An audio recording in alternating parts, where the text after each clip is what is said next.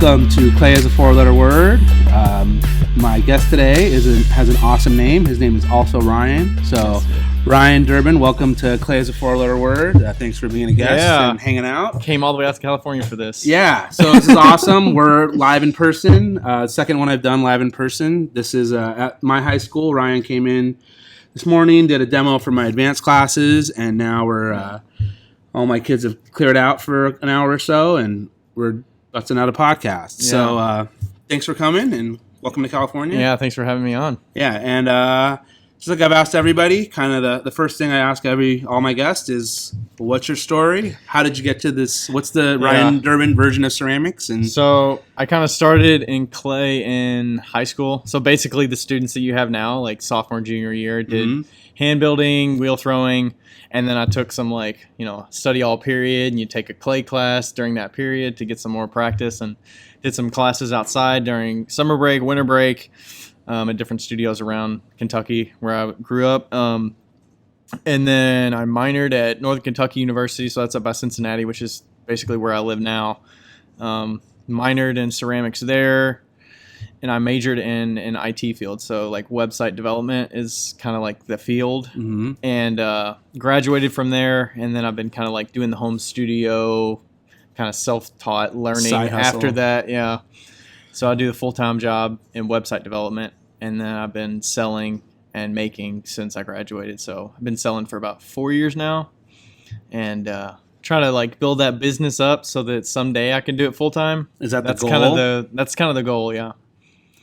Well, so it's a big jump, but I'm kind of working my way. So do you consider you're mostly doing all wheel stuff, right? Yeah, I do basically all wheel stuff and just some alterations and decoration kind of stuff. Yeah. But like definitely production, like wheel thrown production.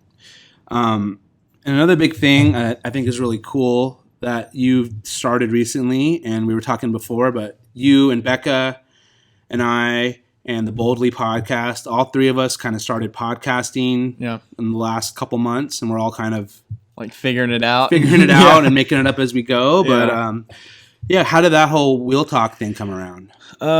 So Becca and I have always been kind of like friends for the last like 3 or 4 years. We actually never met until March at NCCA this past year in Minneapolis. So we're like, hey, we've been Insta friends for years, and then that's kind of like a cool way to start friendships and stuff. And then we met there and talked a little bit. We did a lot of like Instagram live. Yeah, I watched dual casts and stuff where we're just kind of hanging out. And those get to be more interesting and more fun because when you're just by yourself on Instagram live, like it's kind of boring and it's really driven by the audience. So when it's us two, like we talk about a certain topic that's like relevant or timely to like what we just did, like we did a show and we're talking about the show, how did the show go, and like we try to be like honest with each other about like, because some people are like on their posts they'll post like, oh, I had a great show, thanks for coming out, and like you don't really know like how good they did or how bad they did. What is good or what's a good show? So what's a bad show? So like we try to be honest with it, and that's kind of why we call it wheel talk. So it's kind of play on like real talk, but it's wheel talk, so it's related to ceramics. So yeah, that's kind of the way it started. We were doing the lives, and then we were like, this would be perfect for audio form. So let's do the podcast thing, and we divvied up kind of like who was responsible for what. I'm very type A. She's very type B. She said she's very much like you, where you're like more like you'll figure it out, and you're kind of like I'm a mess. But so I'm like very structured and like, okay, let's make some ideas of like things we could talk about, and like what could we do there, and that's kind of like the way it came about. And we kind of balance each other out that way. And the podcast format is more just her and I talking. So it's about some topic that we think is relevant, and then we bring our own perspectives to it because I do this as more of side business, side hustle, small business, and she does it as her full-time thing. And she like owns a studio and like she has a lot more skin in the game there that she has to, it's all on her. And like she can bring that perspective, and she's been doing it for multiple years, Yeah. So what being in the podcasting thing, what have you had any big challenges? Like what are the biggest things that you've had to deal with? I mean, I feel like it's probably more of the challenges are probably on Becca to do the editing and figuring that stuff out. I mean, we had some like growing pains in the beginning with like to get decent quality, you have to record on each side because we don't live like, if you don't know, Becca lives in Seattle, Washington area. and I live in Southgate, Kentucky, Cincinnati, Ohio area. So we're not close together. So we can't like record in person where we're talking like this. So you got the internet hiccups and stuff like that. So keeping decent quality and then splicing them together to where it sounds consistent and like good is kind of a challenge. But like, and then of course like scheduling, because she's on West Coast, I'm on East Coast. So figuring out times that work for us to record. For sure. And then that's kind of like why we put off some of the, like when we released it, because we wanted to have a backlog of a few recordings. Because from what I've heard, like podcasting, you want to be like consistent and bring it out, like very consistently every week. Yeah. So you know, if people have their routine on a Sunday and it comes out on Friday or Saturday, like they know that they can go in the studio that weekend and they're gonna hear a new episode. Yeah. So that's like how much backlog do you guys have? We probably have, I want to say, another 5 episodes or so that have already been recorded. Oh, that's awesome. So we're trying to like structure it. I don't know. It's hard because you like something comes up timely and you're like, okay, we kind of did like a 20 question episode about us where we answer certain things that are relevant, because we didn't really talk about like us as makers and stuff before when we started. Like get used to us a ton. So we kind of like recorded those a couple weeks ago, and then we're kind of like, okay, we need to release this at some point. Like we probably should have done this earlier, but so we're like trying to fit that in with some of the other ones that we've already recorded and figuring out what makes sense. But they're not all the exact same format every time, so it's kind of like different. It could just be some topic and we just dig deep. Yeah. The last one we recorded was an Instagram live that we recorded while we were in the studio just working. Oh, cool. And Becca like took the audio of that and then made it into a podcast and like cleared up some of the background, but it was like really good. That's cool. Which is just what we're doing anyways. Normally, like we're just throwing on the wheel and just chatting. Yeah.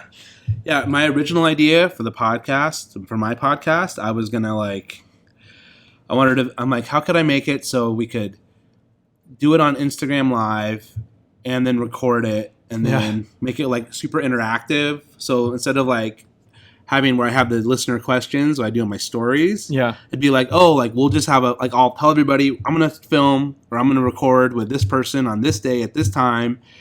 And then everybody can watch and engage and interact with us, and then they can send their questions in the Instagram format or whatever, and you can see them. And too much right now. That's too much. And then you always have the Instagram hiccups with the internet, and like, can you hear me? I can't hear you. And it's like, and then the video cuts out, and then the 1 hour time cut. Yeah, exactly. And I was like, that might be a great idea down the line, but for now, the format I have works. I think when I did my interview with Kevin, he did his live. He had his Instagram live going while we were recording, just on the side.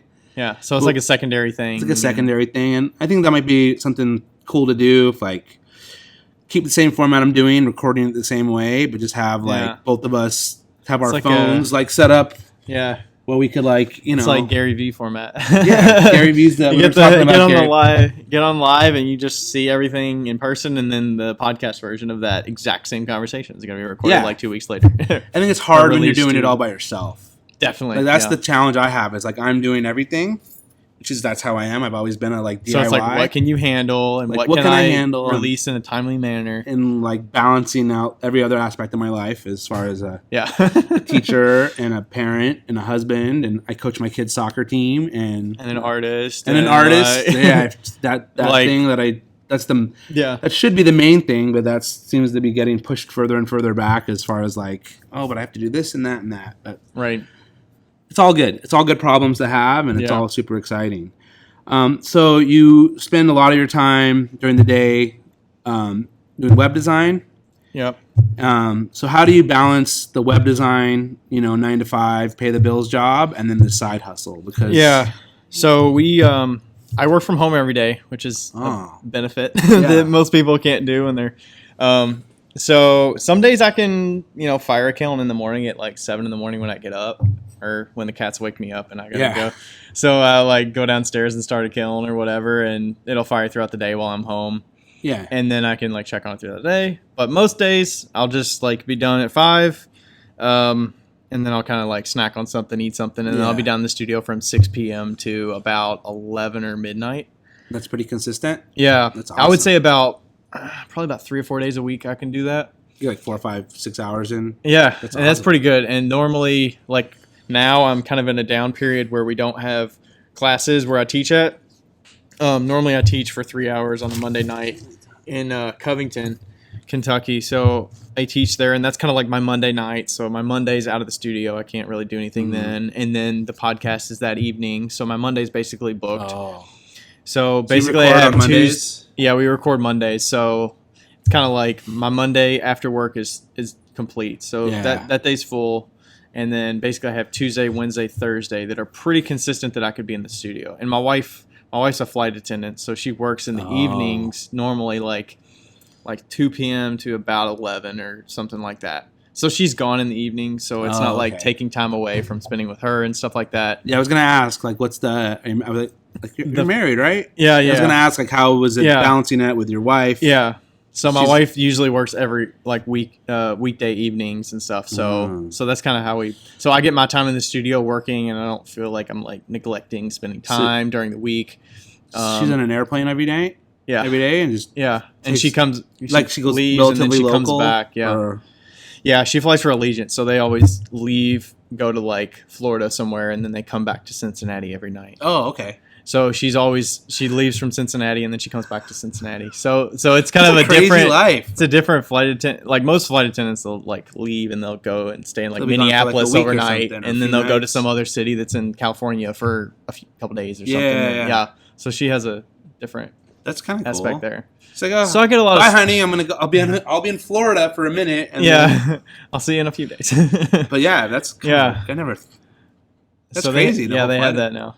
That's awesome. That's So- like really. So I get a good chunk of days in the studio. Yeah. And no kids. No kids. You plan on having kids? No, we don't want kids. So we utilize the travel stuff. Travel, good benefits. Go to that's why we're here this week. We're traveling for a week with family, take the PTO. Friends come with us so see the baseball games and stuff like that. And then, we can go on multiple, we go on like 6 or something vacations a year, like long weekends or wherever. So it's like, she's got the hookup. we're just utilizing the benefits like we can. And it's awesome. And then I do art shows a ton. So it's like, and the art shows are mostly on the weekends. Yeah. I do about 15 a year. And they're all relatively local to Cincinnati-ish area. Yeah. There's just so much like density of just art show options there. And like there's plenty of market for it. Like a lot of people will come out to those shows, even though there's so many options. It doesn't negatively impact for some shows. The more reputable ones, you can sell at and you're going to still get decent sales. It doesn't like water down how much sales overall because there's so many markets. So luckily that's not been a problem, but yeah, most of them, the furthest I've driven is like a couple hours. Just because I do it as a side thing, like I don't want to be driving like 8 hours somewhere. Your time is valuable. Yeah. So what have you had some? Doing the art shows, and you've been doing the art shows consistently for a couple years. Yeah. So I want to say this is my 4th year. So the first year I did like 3 art shows, and the second year I did 10, and then last year I did 16 to 18. And then this year I'm doing probably about 16 to 18. And there's a lot of the same art shows you've been before. So I'm kind of in a spot where I don't know. I have this luxury where I don't rely on it for bills. Right. So like I have the ability to kind of pick and choose which shows I want to do, and I keep the ones that are working. And like, okay, I want to try this one a couple times because it's like a monthly thing. So I'll try. I tried a new one this summer, and like I did it 3 months during the summer or something like that. And then I kind of look at the analytics and see like how well did I sell, how much did I spend for the booth, and like determine what's worth my time and what's not. Like, is my market there? Like, do I sell decent there, or am I selling like a bunch of like small spoon rests that are like $15? Or, right. Because it's got to be worth your time. Yeah. So have you had some really bad art shows that you've been to? Like where you've like. Yeah. I mean, some of them are like one of them, I won't mention the name of it, but one of them, like they have the good social media and like the face is good, but the customers aren't there to attend.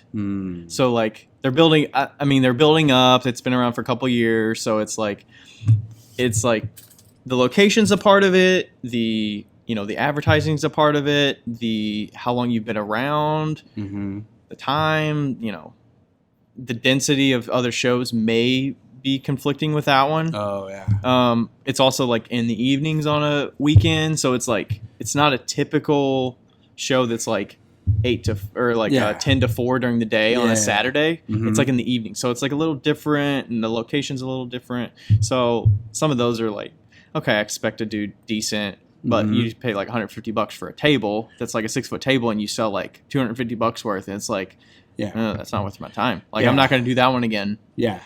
And then if someone asks me like about that show, like I'll be honest with them, like here's what I sold, here's what I expected. Like, you know, in my like experience, you might want to wait it out and let them build their reputation a little more before you try that one. And then there's other ones that'll surprise you. Like I started doing one that's in a certain part, like the west side of Cincinnati, that is a summer one. It seems like other summer markets, like, you know, it's pretty decent and well attended. And, you know, I sold like, you know, $750 or something for a $50 tent, like on a Saturday. Like it's pretty good. And it's like 10 to 3. So it's like a little shorter than most of them. And it's a one day thing. So you set up, you tear down, and it's like, it's pretty good. Yeah. And I did like decent for 2 or 3 of those shows this summer. Did you do a lot of online sales? I don't do a ton. I do like maybe, not that much, maybe like $150 a month or something like that. Like it's not that much. Do you Like feel like you need to do the online? Do you feel like you No, have it's like the effort thing for me, like you said, like what I want to spend my time doing. So like the photographing and the, you know, the listing. I mean, a lot of that stuff can be easier now with the listing thing. You can just copy listings. It's not that big of a deal, but the measuring the pieces and the capacity and the the photographing is the main thing that I don't want to do. So anytime I can spend away from the computer, like I'm all for it. So that's the part that I'm kind of like figuring out. Like, do I want to do more online sales? I think there's demand, like just through Instagram and like interest. They'll be like, for sure, when can I buy that or something? Like you'll hear those comments and that'll kind of sway you a little bit of like, I think that mostly helps me like determine what pieces are resonating the most that have the most potential to sell. What should you make more of? Like what should I make more of? Or if I were to sell online, what is going to give me the most bang for my buck if I put it online? Like what's the most chance of it selling versus like putting cups up there? Like cups might not sell as well as putting like, you know, these certain glaze on these mugs. Right. I know I know you mentioned that you have an assistant now. Mm-hmm.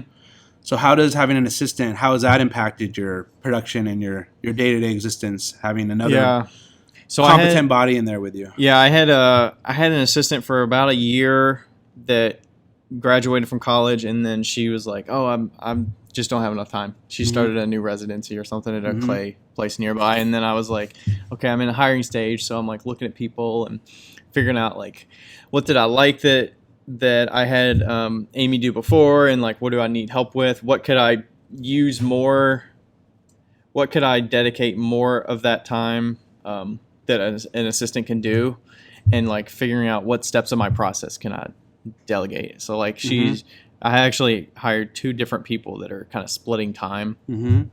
And like one of them's like prepping a lot of clay, so I get like 5-gallon cat litter buckets full of just balls of clay at like, hey, just give me, you know, fill this bucket up with 3/4 pounds and just fill it up.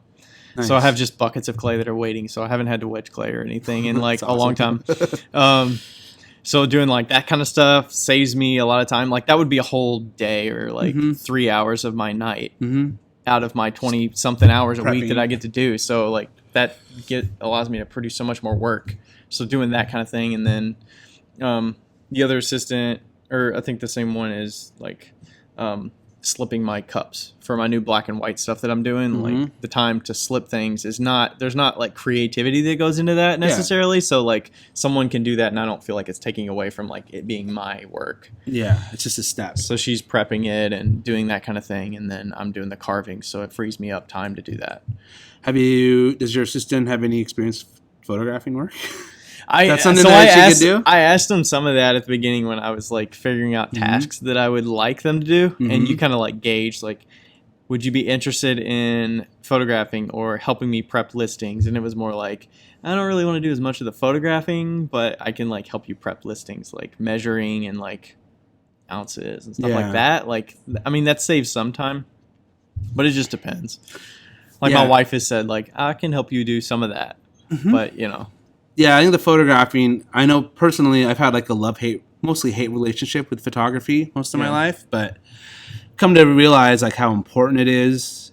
And, you know, from my perspective where I'm at, I have not had good success doing the local sales. They don't seem to I haven't found a good market out here where I'm at. And just the, you know, all the work that goes into boxing it up and logistically moving and setting up. Like, I've done the things where I, you know, buy a booth, set it up, and I ended up losing money, you know? Like, I lost $10, but I spent 6 hours or 8 hours of my day, your time and I and your paid effort for the booth. And everybody asked me, like, how can you possibly charge $30 for a mug? Like, but that's what it cost me. And so I know I had to kind of force myself to, like, okay, I got to try this Etsy thing. Yeah. And now it's just one of those things where it's like I got a little photo booth kind of light box, and it has a little background, and I know it's like, okay, this is going to be an hour or a couple hours, and just is it like semi-permanent? So it's like it's got its own spot, so you can like move stuff into it, and you don't have like a big setup time of like 20 minutes to set it up. And I kind of have a space. I mean, my garage is kind of a mess, but I kind of have like a table that I use, and it doesn't take me that long to set it up because I got one of those booths that has like the lights already in there. Because I tried doing it like the backdrop with my own lights, right? And that sucked. They're bad. And then I've learned I just spent the money because sometimes I've realized like if I have problems, I just throw money at it, and sometimes money will fix my problems. Yeah. So it was like, oh, this little photo booth, it was like $80 or $100 on Amazon, and so now like I feel less. I get less of that like annoyed, oh, I have to photograph my work tonight feeling, because it's like, okay, like this is going to take me an hour and I just use my phone and, you know. And then some people like, they always photograph like outside. Yeah. And I was going to say natural. And I'm like, I mean, you got to get that the right time of the day. And then even if it is the right time of the day, like, do I want to do it right now? Yeah. Like, where do I do it? And, but yeah, but you know, selling online opens up a lot of, you can sell to a lot more people online. Right. Like the world, the whole entire world, the planet, literally, the entire planet could buy your stuff. Now, shipping internationally can be pretty rough, but at the same time, if the customer is willing to pay for the shipping, like I have a guy who's like in Amsterdam or Holland, you know, and he's like into my stuff, or he's in the Netherlands, because that's the same place, right? Netherlands, Holland. Anyways, he's like a guy, and he's likes my stuff, and he's bought a few things from me, and I'm like, sure. And then it's like, oh my god, like you're not going to turn away a repeat customer. It's like $40 to ship this mug, to Europe. But he's like, well, that's fine. Like, but it's handmade, and maybe they have a more appreciation for that, and like they're So it's definitely like, and then like as much as I hate photographing the work, and which just really sucks, I really hate shipping. Really, I like that part. That part of it it seems to take me so long. Because I'm very... Are you shipping like one thing at a time? Or is it when you list it, you're like, okay, I got 5 things that bought, and I got to ship them all, and it's like boxing them, and do you have the boxes ready? Or yeah, but like I have a very limited workspace, so it's kind of have to transform my space, and okay, now I'm going to be a podcasting space. Now I have to clean up. Now I'm going to be glazing. I have to clean it up. Now I have to be shipping, like making handles, and now I have to make it my shipping space, and then it's just... I have my way that I ship my mugs, and I probably put more work into it than I should. But it's like, this is how I ship my mugs. I make these little cardboard little pods that I put them in. Like I'm like, I haven't had anything break yet. So part of me is like, well, I ship my stuff this way, and it works. So even though it takes me an extra 5 minutes per piece to like make the little cardboard thing, like my stuff hasn't had any. I've had people I shipped to, and they're like, the box looked like it got attacked by 20 pit bulls, but the pots inside were perfectly fine. So it's like, oh, okay, good. Like at least going through that extra effort of shipping it, but it's a time thing, and my time is so like. And that's also limited. That's their only interaction with you is when they get that box come in. Besides the digital and the internet part of it, but like they see the box, they see how you present yourself and your work when they get it. So if it's just like wrapped up in whatever and it looks kind of crappy, or newspaper or whatever, then it's like, okay, that's part of it. I mean, my wife orders a lot of crap on Amazon, more stuff, and we're trying to get off Amazon because like Amazon evil, Amazon bad, Amazon bad man. But at the same time, like she orders stuff from Amazon or just orders stuff online, so she gets a lot of shipping packaging materials. Oh, we always have like extra packaging I always materials. reuse materials. So I'm always like, oh, she's like, oh, I got like 2 of these little air bubble things. Like, oh, I need those 2 little air bubbles because even though it's like that much, I'm like, that's a good base for my little, in there, for my mug boxes when I ship like 1 mug. But yeah, the whole. I mean, at this point, I'm like, oh, I'm totally gonna just keep doing Etsy and keep shipping because trying to do it around here, I get an incredible amount of. I tend to do sales and leave with a bad taste in my mouth. Yeah. From my experiences, I've been doing it. I've had some really good ones, and the last couple ones I've done have been more seasonal, holiday, collaborating with other ceramic artists around here. We have a group of 3 or 4 or 5 of us that we've done holiday sales the last couple years. And those have been really good, but I've done the farmers markets around here, and I've done. I've never had super good sales at farmers markets. It's just like people are going just out and about for vegetables. Like they went there to buy vegetables, not to buy like $30, $40 coffee mugs. And now my coffee mugs are like the sneaker mugs I'm doing. I'm like, no, those are like not $40. Those have to be more. If each mug's taking me 3 or 4 hours, like. What do those sell for? Are they like 70 plus? I was selling some of them for 65. Yeah. But the new sneaker. So, it's the motion sensor. Just move your. There you go. There we go. Edit. So yeah, the what I want to do is I want to sell because I'm really weird with numbers. I'm a weird in my brain. Like numbers are really. Yeah. I like numbers, and numbers have like meaning to me. So, my goal, and I sold some at the Companion Gallery. I got into the Cobalt show, so I had 2 of my sneaker mugs there, and I put them for $85. And at $85, that's the year that that shoe, the Air Jordans, came out. So I'm weird with like numbers. So I'm like, oh, 85. That's like the. I thought you were gonna say like you only use even numbers or something on the second part. No, sometimes I like the number 3, and I like multiples of 3. So 3, 6, 12, 9. Yeah. Anything with a 3 in it, I like. I really like the number 51. Or things that add up to 6, so like 5 and 1 and 4 and 2. Like I'm psychotic. That's weird, but it makes sense to me. But then having the like meaning, so to me, like the Jordans were made in '85. That's the year that they first came out. So making that as like $85 as a price, to me that's cool. And then I'm doing the Vans mugs. The Vans came out in 1966, so I want to sell my Vans slip-on mugs for like $66. But when they're each taking me like 3 or 4 hours, like I don't have a problem being like, oh yeah, I'm worth $20 an hour. Plus all those, I make 20 mugs and 2 of them cracked. So that's 4 hours out the door. Right. Like that's trash. So I don't have an issue at this point in my life. Like you said, I'm not relying on this to pay my bills. Yeah. I do this. I'm kind of sorry, administration. I'm doing a podcast. Well, I'm on the clock, but we won't tell. Like it's fine. But yeah, so I'm kind of in the this is what I feel like it's worth, and this is what my time is worth to me. And if I don't sell them, then I'm not gonna like. And that time is different for everybody. Yeah, and we all have our own version of ceramics and our own reasoning or our own kind of.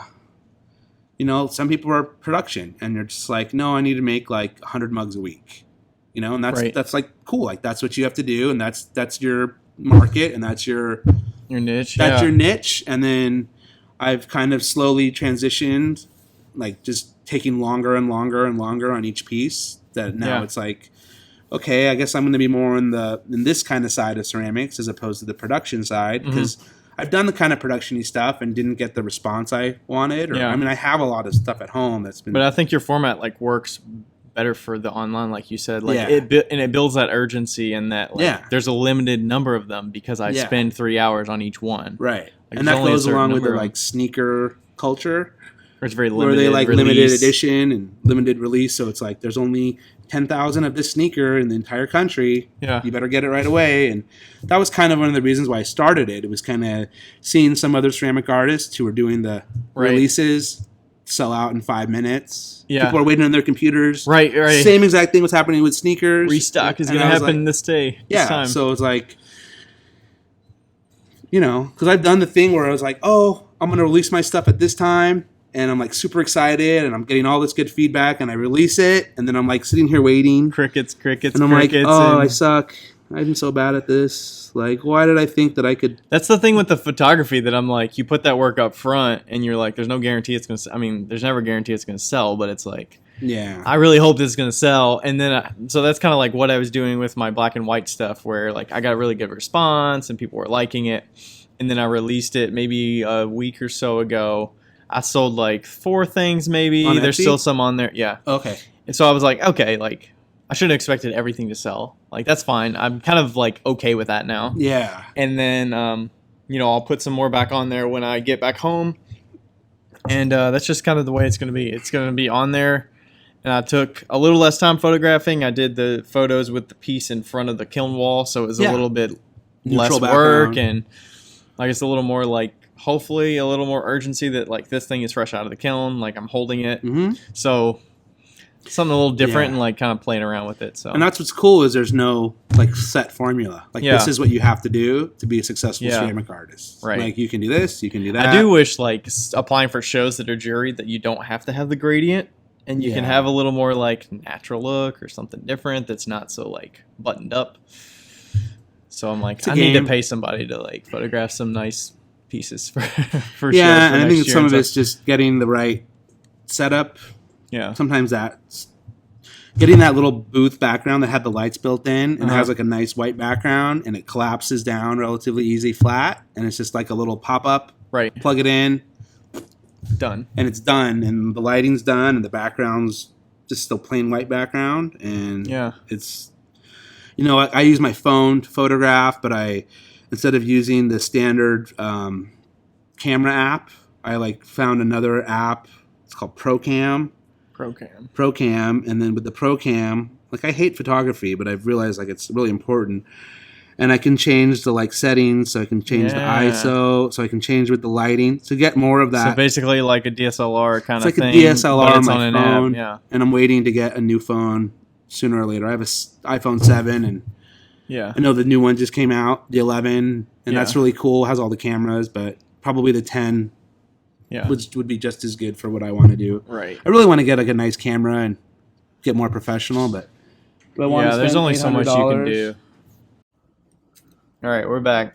All right. So we had a little I had a guest come in and kind of class started, so I had to move back. Now we're up by the kiln, but we're all good. I know we were just talking about photography and that kind of stuff and sales. And so another thing I wanted to ask you is I know we were talking and you mentioned that you in the studio you watch Netflix. Yeah. So I think that's a kind of interesting part of like what we do in the studio while we're working. Like what do we use as our Right. side distractions? Do we do music?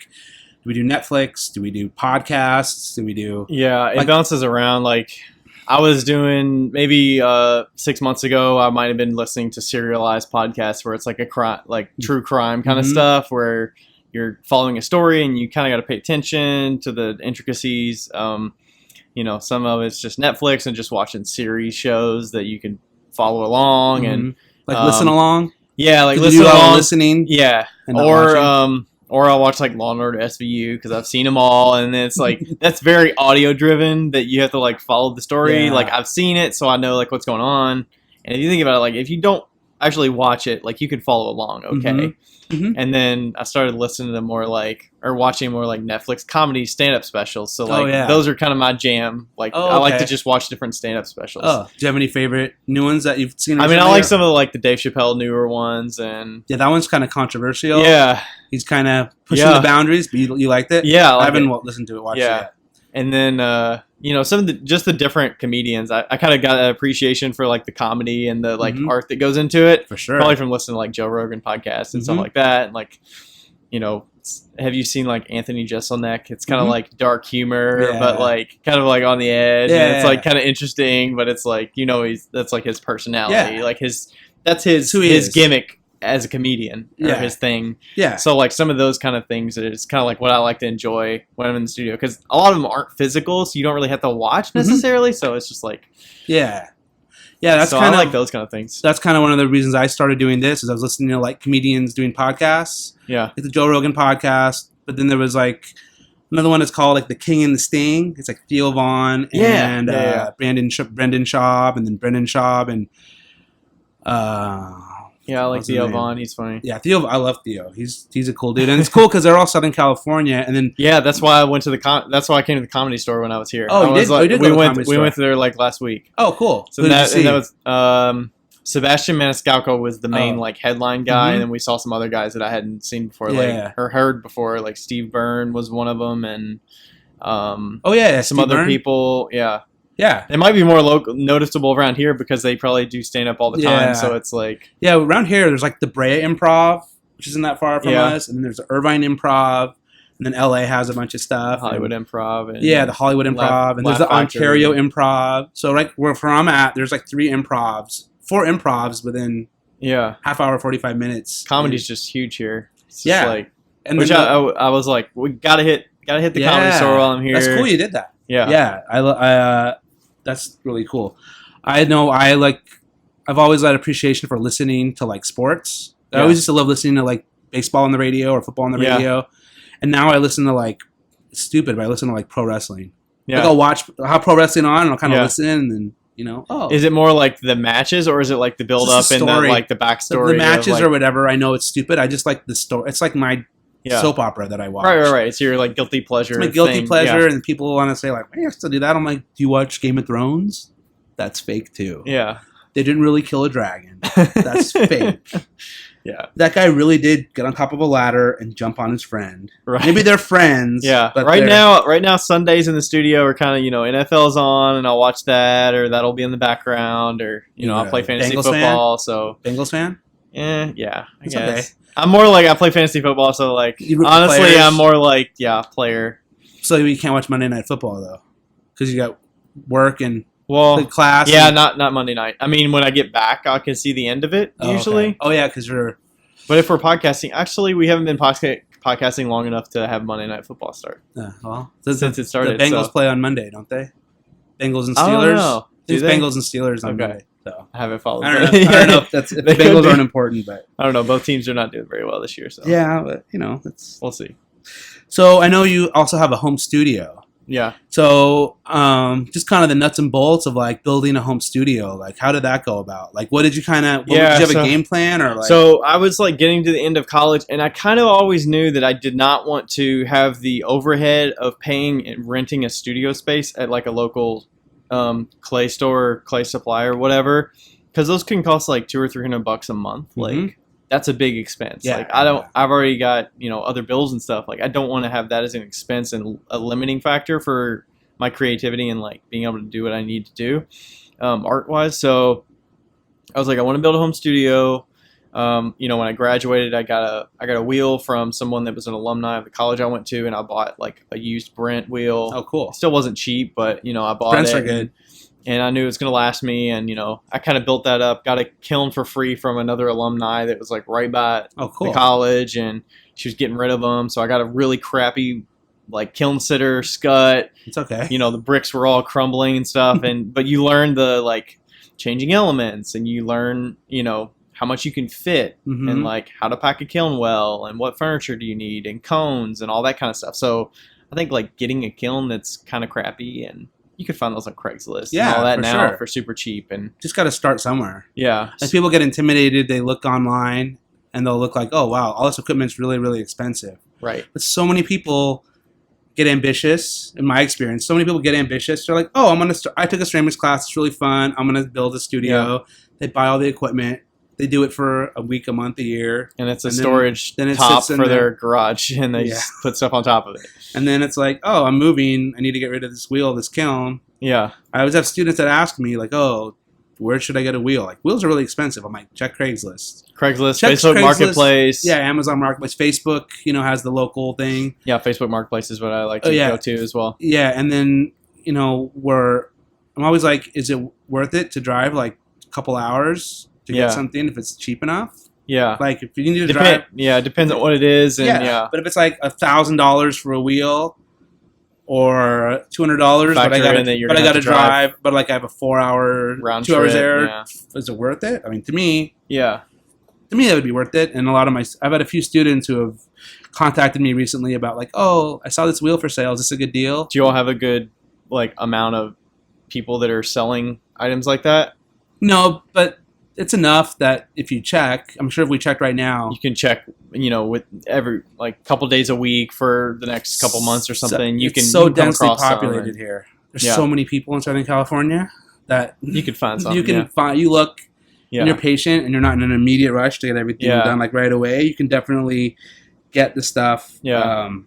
And I did that for like, you never have enough shelving or like tables and stuff. So Yeah. like, you just get on, I think Facebook Marketplace, and I got like a metal shelving unit, 2 of them for like $20 or something, or Yeah. $30. And I mean, a Potter Studio is just kind of a haphazard batch of shelving and Tables secondhand and Yeah. like drywall that somebody left down the street that they were putting out for the trash. And I like went over there like the night before trash night and like grabbed a big piece of drywall and like put it in the Yeah. studio, Cut it because up you and can cut it up and use it for like wear boards. For Like sure.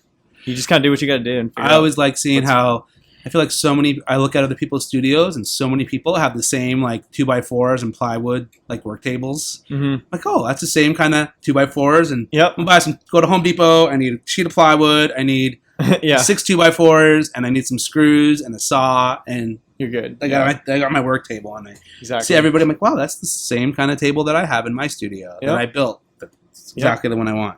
So what's the like? I know you're kind of balancing being a web designer or Web doing- developer. a web yeah. developer, and Yeah.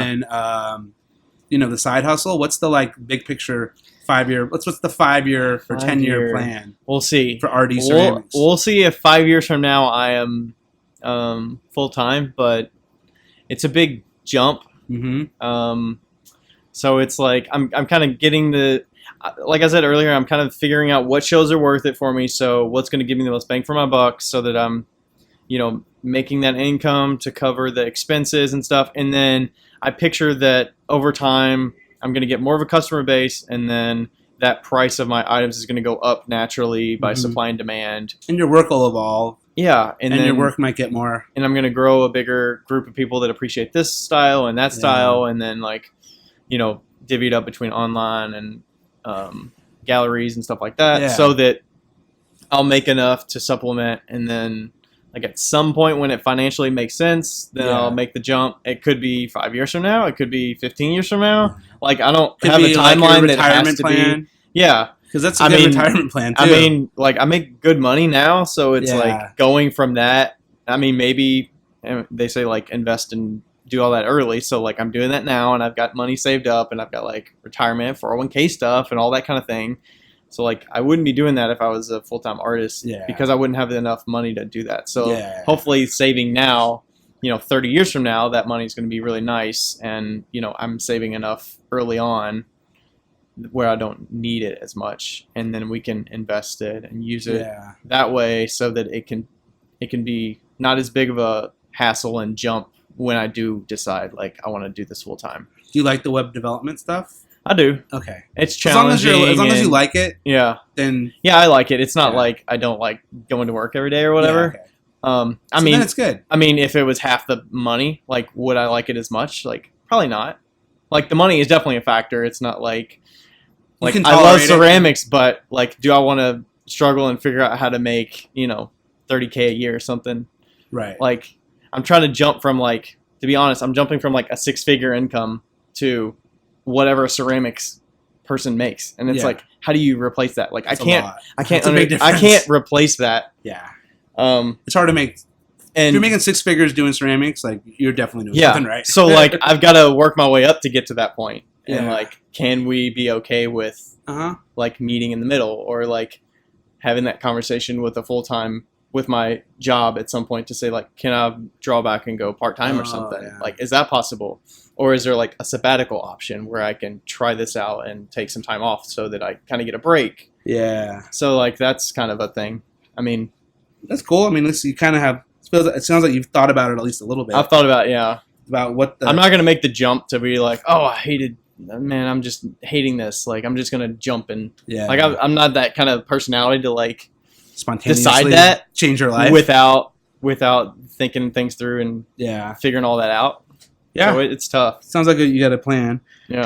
Another question I ask everybody: have you had any epic disasters as a ceramic artist? Anything that's happened where you're just like, oh my goodness? So aside from the metal rib of death, like getting cleaning the tools off and cutting my hands and stuff like that. I just thought of the like high school where you're throwing a big pot and you're like happy with it, and then you go to do something and you accidentally step on the wheel pedal and turn it on full speed, and those pots are never like the most structurally sound, course, so yeah. like it's top heavy, and then it speed. pulls itself off the wheel with the bat and like flops on the ground, and then you're like, shit. And you're like, what am I going to do here? And then you kind of salvage it, and I did some carving on it or something and like altered it so that it looked like something. I don't even know where it's at. My mom probably has it in the basement or something somewhere, but no major injuries. No, that's good. No major injuries. That's good. Just little, little normal cuts on your hands and stuff. Yeah, but no like touching hot shelves and that kind no of thing. emergency room trips. No, that's good. No, none of that. I haven't had an emergency room trip. I definitely got my fair share of burns and cuts. Yeah, especially unloading like high school kids' work, and the glazes drip, and you grab it, and it's like, oh yeah. Actually, I did have one where I like was cleaning off a kiln shelf, and you just like flick at the piece of glaze that's on there, and you kind of like cut yourself, and I'm like, I just rubbed my finger like right across a piece of glass. Like, what am I doing? Yeah, what the hell are we doing with our life? Got a couple listener questions. One of them from Earth and Bones, and he asked, terracige or underglaze? It is not terracige. I'm going from underglaze to slip actually, because it's just cheaper to use mason stain with my clay body that I already used. So I basically water down the clay to a slip consistency, take all the water off the top, and add the appropriate. I take the dry material and then weigh out 20% of black mason stain to color it to that dry material that I make, and then I mix it up into a slip consistency, and that's cheaper than buying the pints of like I got a gallon of black underglaze for like $77 because it was 30% off. Yeah, but like over time that's not gonna be like it's gonna be cheaper to do slip and talk. That's where you talk with some other artists. Like I was doing that, and Rebecca Graves from Graves Co Pottery was like, hey, I use this black slip, like you should add colorant to slip and make it black, and it'll be cheaper, and it'll be your clay body, so it's going to fit well. So that's what I've been doing. Cool. I haven't used terracige, but yeah. Fitzgerald Ceramics, he asked, what inspired you to start your podcast?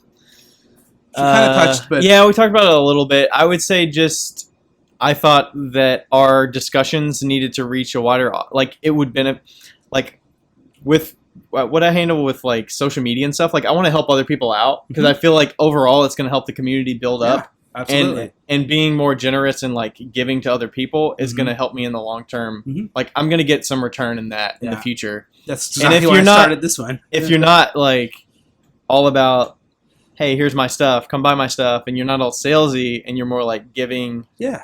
Like everybody says like 51%, 49%, like always give more than you're taking. So, for sure. So like that's kind of why I wanted to start it. And Becca and I were just like our personalities were so that we like talking about these topics that might not be like, something that other people want to talk about, or, people don't want to talk about money, or they don't want to talk about, like the realistic part of, doing art for a living where they're like, oh, you're doing what you love. So, why do you need a value, a living from it and make like a decent amount? Still got to pay your bills. Yeah. Still got to like feed yourself so and like, pay your rent. So like we're all about talking about those kind of things. Yeah. And that's kind of like why we wanted to do it. Yeah. And audio was a perfect format for that. Yeah. Yeah. It's cool I like how the Instagram Live kind of was the foundation. Yeah. And like, we just need to keep doing this, but do it a little more like. Yeah. And I had an earlier idea-ish. I mean, I did some where I did some lives with people and I scheduled them and I was like, hey, do you want to meet and talk, and we'll talk about whatever. And I met with maybe 4 different people that were not Becca, and we like scheduled it and we met and talked for an hour while we're working in the studio and we're just talking about whatever. And like, I was like, that's a good format, and that's kind of like the interview style, but it's through Instagram. So it's kind of podcast-ish format, but it's more like free flow and we're just kind of hanging out. But then people are like iffy about being on camera, and some people are like that kind of thing. So yeah, but it's hard to put yourself out there. People are self-conscious. I used to hate the sound of my voice, and now I realize like this is what I sound like. That's just like when I started doing the like video stories of like what I'm doing in the studio. like I just got comfortable with it. Like some people are more reluctant of like hearing themselves and seeing themselves, and I'm just like, hey, it is what it is. Like I'm gonna do it over time, and it's gonna be nothing for me.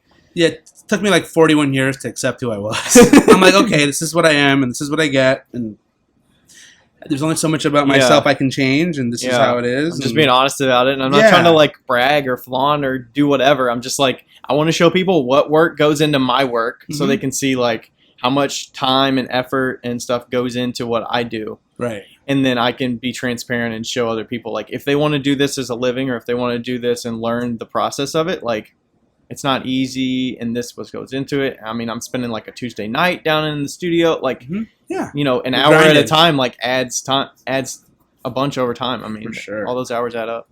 Another last question is from Becca at Five Lines Pottery Studio. Don't worry, it's definitely a good academic-y question. She asks, what's your best advice for working a full-time job and keeping up on selling pots? I would say it ultimately comes out of priorities. Like, I set certain priorities of what I want to focus my time on, and you know, I spend days where I don't leave the house for like 4 days in a row, and like that's my priority. Is I want to grow the ceramics to a place where I can do it full time. So that's my end goal. Right. And those days of working 2 hours in the studio or 1 hour in the studio add up over time, and like that's the long game. And I think that's like what you got to do. You got to set your priorities. What do you want to be spending your time doing? What's going to be beneficial to like working toward that goal? And what's going to take away from that? Like, if you're just sitting on the couch doing like Netflix, is that benefiting? Or can you just put Netflix or a podcast on in the background while you're in the studio working? Yeah, for sure. Or do you not like being in the studio? Is it a dingy like basement? Like, do you need to change your scenery a little bit so that it makes it more, you know, conducive to you wanting to be there? Yeah. Yeah, I think it's just balancing and prioritizing. Yeah. And don't have kids, you know. I mean, kids are awesome, but I've said it a million times, but kids are so much work, and so much of your life is dedicated to them. It's definitely, I see people who are in similar situations that I'm in, but don't have kids. And it's like, wow, like what you're saying, it's like, oh, 6 o'clock, 7 o'clock, I can go work in the studio for like 4 or 5 hours. Yeah. Like, oh. I have 2 cats, and my wife is working. So you're like, cool, I can do me. Yeah. And I have to wait till like 9:30 to do me. But I'm so grateful I get what I get, and that's what I get. So. And then I try to like balance out saving time for myself sometimes, and like I enjoy golfing sometimes. So like during the summer, we actually golfed like 4 times this week, which was fun. So we like found some courses or whatever. So I'll be like, okay, I had a show the last 2 weekends, and I was in the studio a lot. Like, it's okay to give myself a day off and like go play golf on a Monday night in the evening by myself, and I'll just go play, and it's enjoyable, and like I don't stress out and like get aggravated with like not doing well or whatever. Like do something that you enjoy that's gonna, it's fun. You know, it's fine, and I'm fine spending money on that, and it's not a big deal. Yeah. Take care of yourself. Yeah. Take care of yourself. I mean, I could like exercise more or whatever, but like that's my exercise. I like going out and walking and playing golf and stuff like that. So it's like, it's enjoyable to do that for me. So cool. Priorities. Yeah, priorities, and save time for yourself when you need it. For sure. So kind of getting to the end, I got a class coming up in about 15 minutes. So, do you have any plugs or how to get a hold of you, or, you know, just kind of give us all your info? Yeah, I'm the most active on Instagram. So at RD Ceramics, that's R as in Ryan, D as in Durbin, Ceramics. And I got stuff on Etsy. I'll have stuff up there here. Well, it'll be on there when the podcast is live, and RyanDurbinCeramics.com.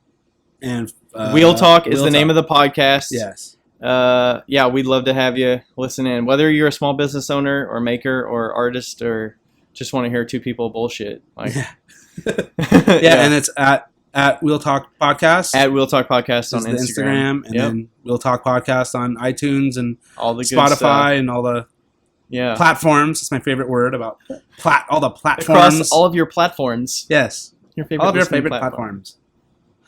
So anyways, it was awesome. Thanks for coming in and hanging out with me today at my high school. In the kiln shed. This is our kiln area. It's our dirty old dial that works. Anyways, thanks for being a guest on Play the 4-Letter Word, and cool. Peace. Thanks. See you guys.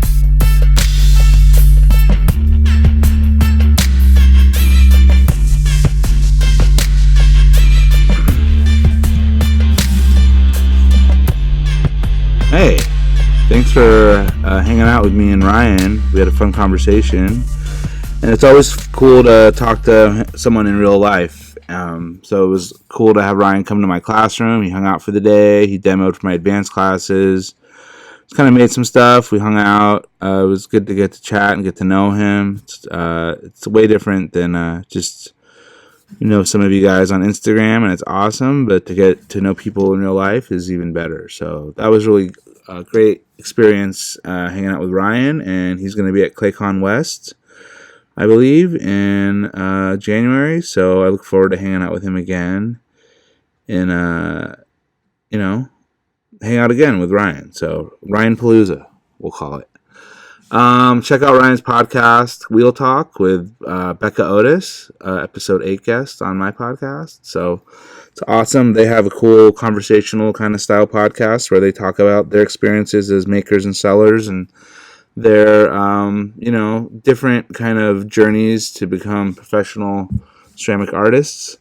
Also, Alyssa Westenbrock-Koster and Heidi Fehrenbacher have a podcast called the Boldly Podcast. Boldly with an I, Boldli podcast.